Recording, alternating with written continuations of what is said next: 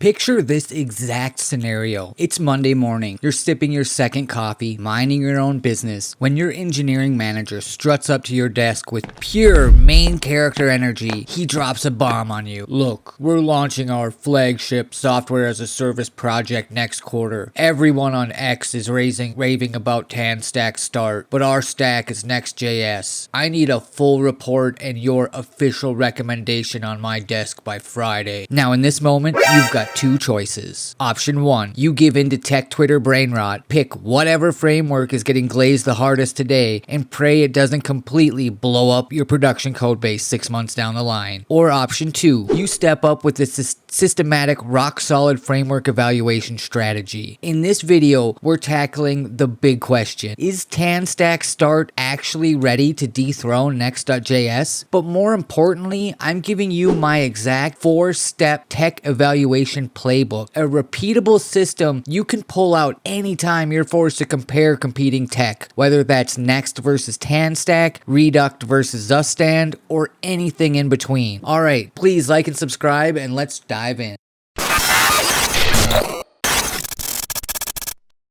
Step 1 of evaluating any tech stack is measuring velocity over static totals. A lot of developers look at total NPM downloads or total GitHub stars, see a huge number, and call it a day. Honestly, that is a massive skill issue. Static totals heavily favor legacy packages that have been hanging around for 5 years. They don't tell you what engineers are actually building with today. They just tell you what people were building with in 2021. Instead, we look at 3 specific velocity metrics to get the real story. First up, developer search mindshare trajectory. Now that GitHub has actually restricted Stargazer timeline data and killed off public star history charts, raw stars are a dead end for tracking growth over time. Instead, head over to Google Trends and compare search interest trajectories over a 12-month window. If you plot Next.js against TanStack Start, Next.js obviously owns the baseline volume, but look at the slope of search interest for TanStack Start following its 1.0 release. That sudden spike in search trajectory shows real developer curiosity and shifting mindshare in real time. Furthermore, because TanStack Start is actually split across multiple packages, comparing its total stars becomes even trickier, so this is a much better way to get a better handle on things. The second metric, month over month NPM download growth acceleration. Raw download numbers lie to you constantly because automated CI/CD pipelines inflate them every time a build run. But if you take a tool like NPM Trends or NPM Stat and calculate the month over month percentage growth rate instead, you strip away the noise and isolate real developer adoption momentum. Third metric, contributor velocity on OSS Insight. We need to look under the hood at pull request merge speed and issue resolution rates. If a framework has 10,000 stars, but community PRs sit unmerged for 3 months, those maintainers are burned out and the project is secretly on life support. Right now, TanStack's core repo is straight up cooking with ridiculously high weekly commit density and fast issue turnaround.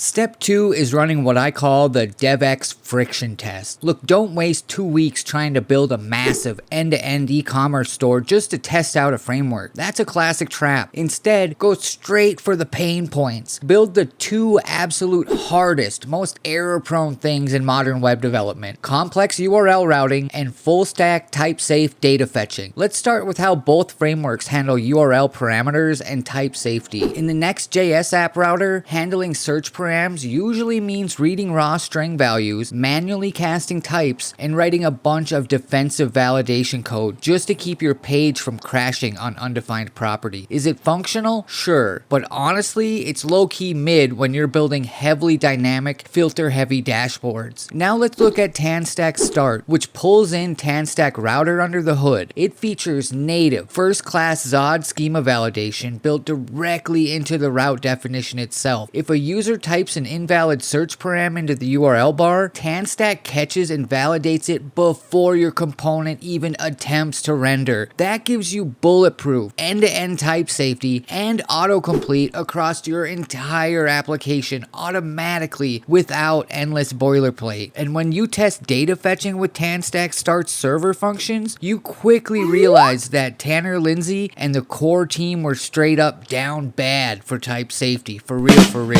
Autocomplete flows seamlessly from your backend server code right into your front-end UI component. No intermediate client SDKs to generate and no extra build steps required. When it comes to developer experience, that difference in friction isn't just nice to have, it's the difference between shipping features on Friday afternoon or spending your weekend debugging undefined error.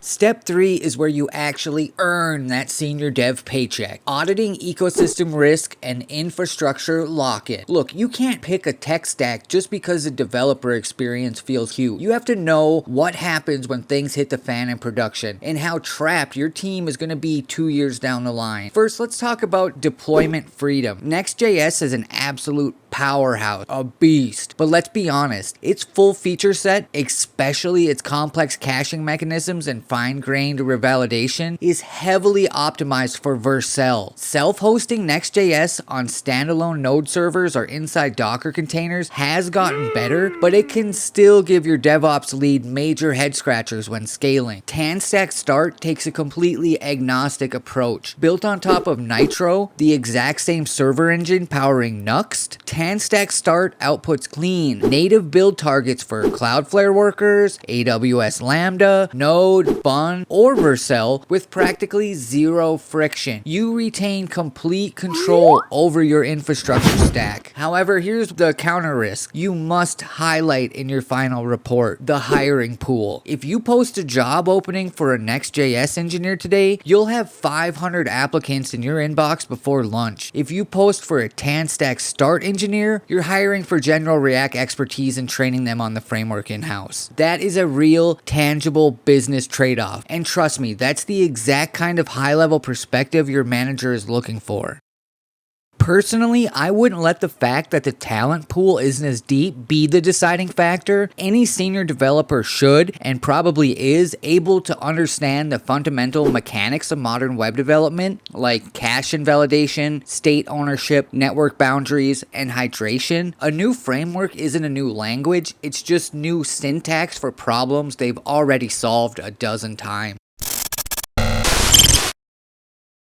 So Friday rolls around, you walk into your manager's office, pull up your decision matrix, and hand over the final report. So what is the actual verdict? Here is the exact framework recommendation to deliver. If your team is building a content-heavy website, a public-facing e-commerce portal, or needs to hire 10 React devs by next month, Next.js remains the undisputed industry standard. Its ecosystem maturity, framework-managed caching, and a massive talent pool does make it the safest, most bulletproof bet for those specific use cases. However, if you're building a complex, highly dynamic SAS application, an interactive dashboard with heavy URL state management, or you demand 100% deployment freedom without vendor lock-in, TanStack Start isn't just a viable alternative, it might actually be the superior tool for the job right now. Once your team gets past the initial learning curve, the type safety and developer velocity gains are unreal. And that is how you evaluate a tech staff like a staff engineer instead of an impressionable Twitter scroller. You don't just jump on hype train, you track velocity metrics, run targeted friction tests, audit infrastructure lock-in, and align the technology directly with business goals. To recap the playbook: measure velocity over static total, run friction tests on routing and data fetching, audit lock-in and hiring risks, and deliver a clear business-focused decision. I've dropped a free template of this 4-step evaluation playbook in the description below so you can snag it for your next tech debate. Drop a comment. Are you staying Team Next.js or taking the TanStack pill? Hit that subscribe button for more real-world tech breakdowns, and I'll see you in the next one. Peace.